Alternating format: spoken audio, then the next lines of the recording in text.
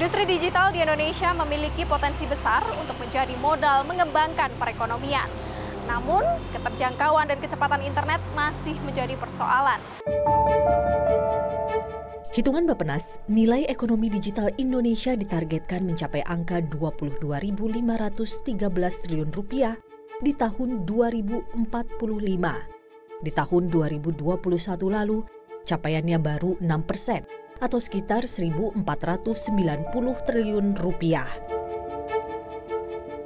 Dalam buku Rencana Induk Pengembangan Industri Digital Indonesia, pemerintah menargetkan percepatan pembangunan BTS. Per 2021, dari total 83.200-an desa dan kelurahan, baru 39 ribuan yang punya BTS. Angka ini masih jauh dari cita-cita pemerataan. Dalam catatan Lembaga Penyelidikan Ekonomi dan Masyarakat LPEM Universitas Indonesia, aktivitas ekonomi digital tumbuh di wilayah-wilayah yang memiliki BTS.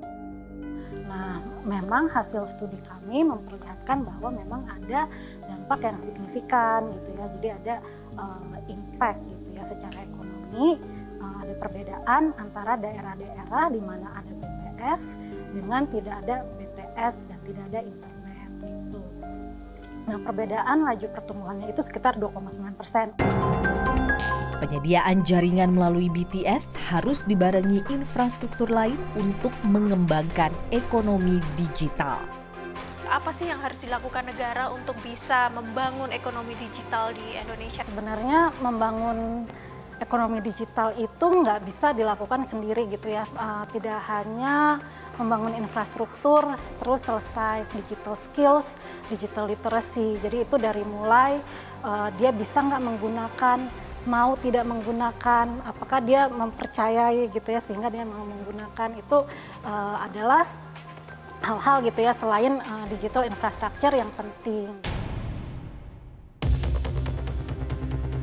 Menteri Pariwisata dan Ekonomi Kreatif Sandiaga Uno menegaskan, kehadiran BTS menjadi pembuka jalan agar UMKM bisa naik kelas.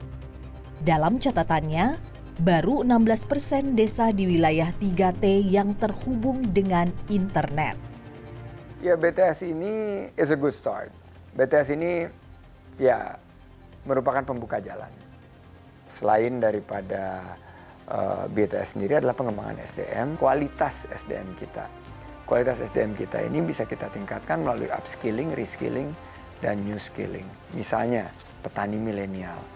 Ini kalau mereka mendapat akses dari teknologi, mereka tidak lagi mengandalkan pola-pola pertanian yang tradisional. Kami pemerintah mentargetkan 30 juta pelaku ekonomi kreatif, industri kreatif yang masuk atau onboarding ke ekosistem ekonomi digital di 2024. Kami sangat optimis. Kami sangat memiliki satu keyakinan yang tinggi bahwa dengan kami terus mendorong peningkatan pemahaman dan literasi serta kesadaran masyarakat untuk ekonomi digital, maka kontribusi dari ekonomi kreatif kita yang sekarang posisinya ada di posisi 3, ini akan terus meningkat. Sekarang kontribusinya 7,8%. Saya melihat kemungkinan naik di atas 10-12%. Tapi, bagaimana negara mengejar mimpi-mimpi tadi saat pembangunan BTS masih menjadi bancakan? Bagaimana pemerintah mengejar target pertumbuhan ekonomi digital di tengah kasus BTS yang banyak yang mangkrak nih, Pak? Ya, kasus BTS ini harus kita sikapi dengan penuh keseriusan ya, karena konsep keberadilannya kan di sini.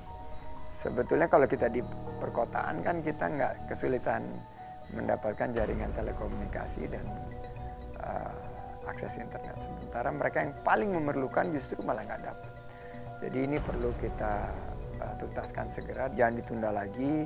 Ya memang ada aspek hukum, tapi kita harus gaspol, harus gercep dan harus geber. Garap semua potensi, gercep gerak cepat dan geber gerak bersama.